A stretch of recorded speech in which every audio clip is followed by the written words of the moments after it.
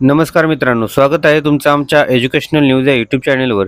तर मित्रांनो, या व्हिडिओमध्ये आज आपण 8वा वेतन आयोग, अनेक भत्ते रद्द होणार, कर्मचाऱ्यांना मोठा धक्का बसणार का, याबद्दल सविस्तर माहिती पाहूयात। त्याचबरोबर हा व्हिडिओ शेवटपर्यंत नक्की पहा व व्हिडिओ आवडल्यास लाईक आणि शेअर नक्की करा व अशाच प्रकारच्या नवनवीन व्हिडिओसाठी आमच्या चॅनलला सबस्क्राईब करायला विसरू नका। चला तर मग व्हिडिओला सुरुवात करूयात।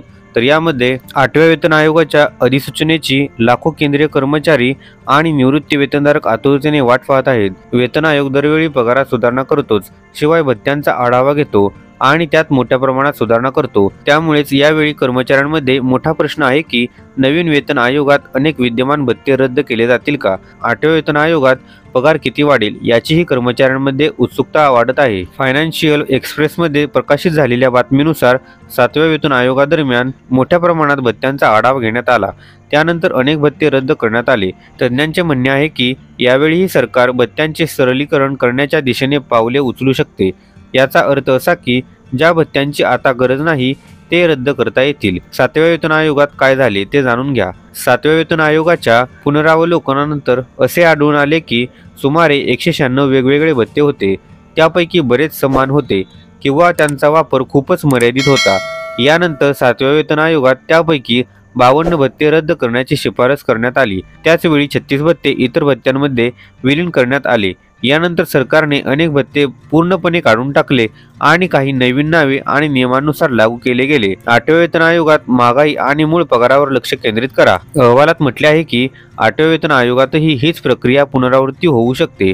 तज्ज्ञांचे मत आहे की 8व्या वेतन आयोगात भत्त्यांची संख्या कमी केली जाऊ शकते, परंतु पारदर्शकतेवर लक्ष केंद्रित केले जाऊ शकते। याचा अर्थ असा की 8व्या वेतन आयोगात आयोगाचे लक्ष कमी भत्ते आणि अधिक पारदर्शकता यावर असू शकते। डिजिटलायझेशन आणि नवीन प्रशासकीय व्यवस्थेमुळे अनेक जुने भत्ते त्यांचे महत्त्व गमावलेले आहेत, म्हणून ते रद्द केले जाऊ शकतात। त्याचप्रमाणे समान उद्देशांसह भत्ते एकत्रित करून वेतन आणि भत्त्यांची रचना अधिक मजबूत केली जाऊ शकते।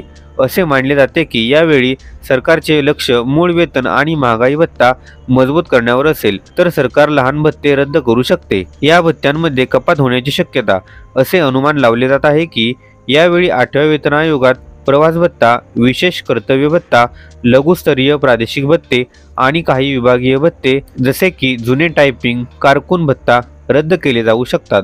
तथापि अद्याप या संदर्भात कोणतेही अधिकृत विधान केलेले नाही। यावेळी सरकारचे उद्दिष्ट वेतन रचना तार्किक आणि सोपी करणे आहे। कर्मचाऱ्यांवर काय परिणाम होईल?